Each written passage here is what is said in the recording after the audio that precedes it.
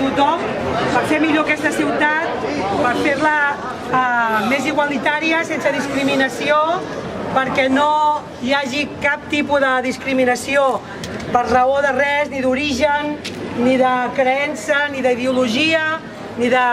condició econòmica. Al contrari,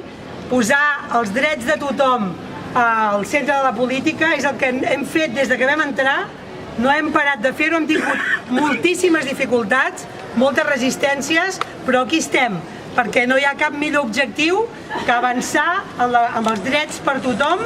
amb el poder del poble, el poder popular, per deixar que les polítiques estiguin al servei de l'IBEX 35, al servei de l'estatus quo, sinó que ha d'estar al servei del carrer, al servei de cada veí, de cada veïna. I això ho tenim claríssim, els drets humans estan per davant de tot, per davant d'electoralismes, per davant d'interessos partidistes, i per això aquesta defensa valenta i fins al final d'un pressupost que és els millors pressupostos socials que ha tingut mai Badalona. I aquí estem i esperem